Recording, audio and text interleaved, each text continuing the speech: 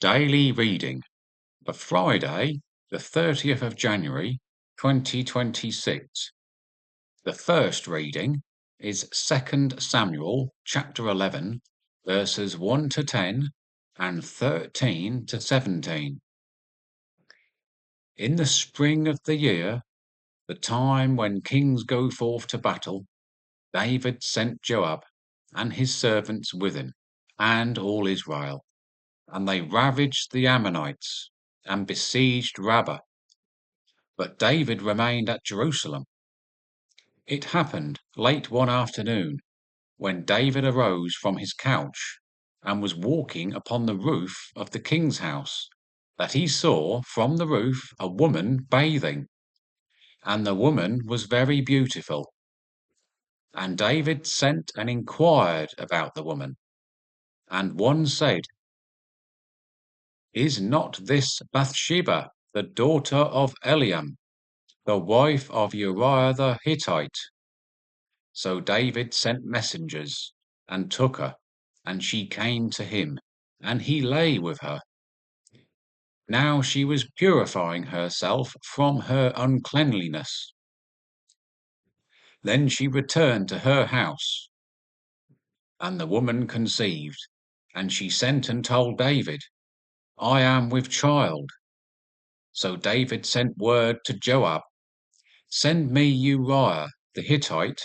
And Joab sent Uriah to David. When Uriah came to him, David asked how Joab was doing, and how the people fared, and how the war prospered.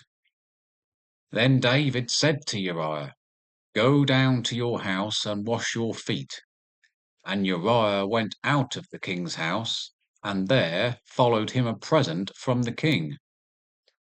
But Uriah slept at the door of the king's house with all the servants of his lord, and did not go down to his house.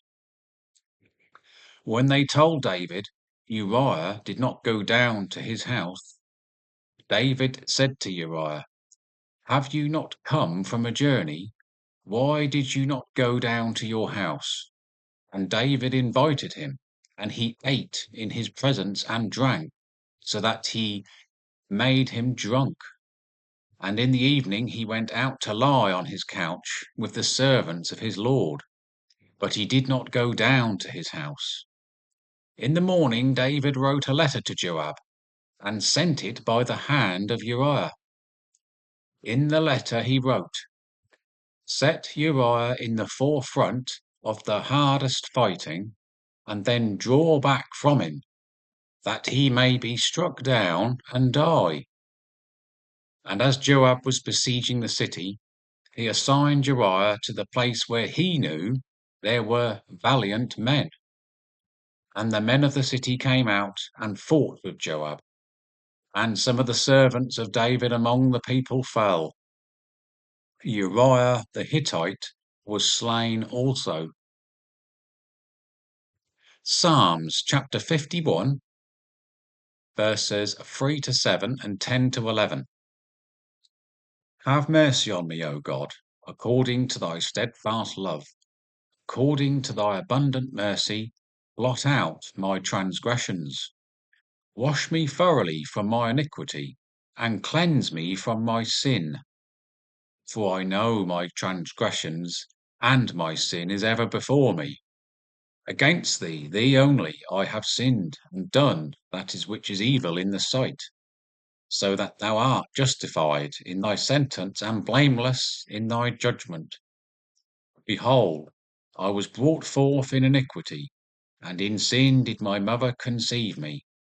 Fill me with joy and gladness. Let the bones which thou hast broken rejoice. Hide thy face from thy sins, and blot out all my iniquities. A reading from the Gospel, Mark chapter 4, verses 26 to 34. And he said, "The kingdom of God is as if a man should scatter seed upon the ground, and should sleep and rise night and day, and the seed should sprout and grow, he knows not how. The earth produces itself, first the blade, then the ear, then the full grain in the ear. But when the grain is ripe, at once he puts in the sickle, because the harvest has come.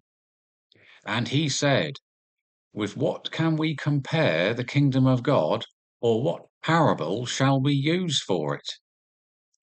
It is like a grain of mustard seed, which, when sown upon the ground, is the smallest of all the seeds on earth.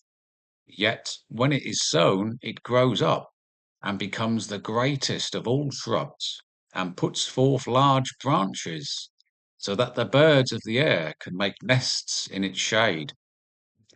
With many such parables he spoke the word to them, as they were able to hear it.